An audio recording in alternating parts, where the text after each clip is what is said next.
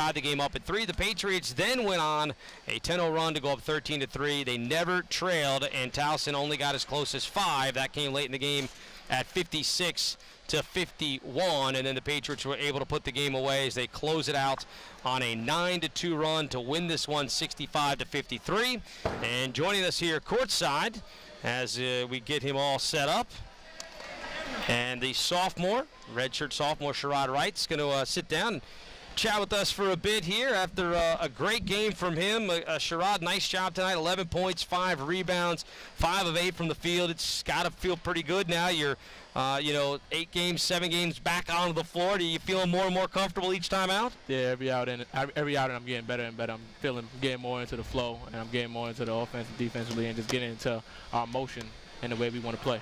Late there in the game, you had the assignment of guarding Marcus Thomas, and he had a fantastic game for them, 9 of 14 from the field. He ended up with 25. He had 15 in the first half, and then they switched you over onto him. You kind of slowed him down, but late there in the game, you challenged him right there at midcourt and forced the backcourt violation. And when the whistle blew, I don't know if you saw it, but Coach Hewitt turned around, put his hands on his head. He thought you got called for the reach, and I saw you kind of look at him. When he turned, I said, "Coach, it's our ball. It's a turnover. It's fine. We're good." Was he yelling at you about that, not to commit the foul? Yeah, basically just not to foul and play solid defense. We got a good inning the last time, and he just said, "Hey, don't foul. Just play solid defense. You ain't have to do that." And I was like, "All right, Coach. Hey, I got a turnover, but said okay." There you go. Just that's the best way I think to handle it. Just kind of go, "Okay, Coach, whatever. We'll just go back down here."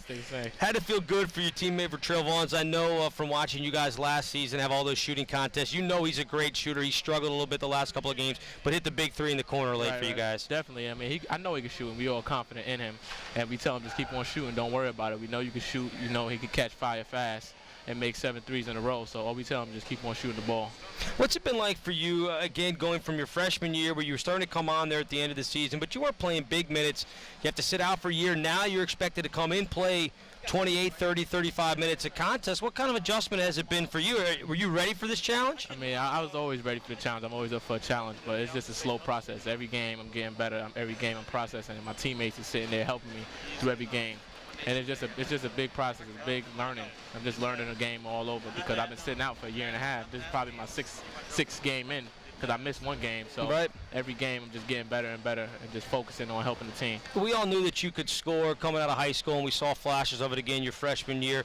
You've taken on a bigger role defensively. They really kind of count on you to shut down the lead guard from the other team. You did a great job the other night against Bucknell. You did a great job again in the Albany game against Suerto. You blocked his first 2 shots of the game. You turned and have to take on Marcus Thomas tonight. Do you like having that role? Do you like being the guy they're going to turn to and say, "Hey, Sherrod, we need to slow down this guard. It's up to you"? I mean, it's a big challenge. Like my role on the team is a big challenge. They want me to facilitate. They want me to score. They want me to stop people on defense. So it's overall just a huge challenge, and I take pride in my defense. I don't want a guy going for 30 on me or going for 25 on me. I mean, he had a great game today. He got his little spurts of shots that he hit, and he got hot. But overall, we did a good job on him. All right, well, you go to 1-0 in the conference. You guys now 6-2 overall. It's got to feel good. You got a tough one coming up on the road down in Charlottesville against an ACC team in UVA. Right, they're a good team. I seen them play the other day against, I forgot who it was, but they play good. They got bigs, they got shooters, they play hard, they crash the board. So it's going to be a big test for us out of conference.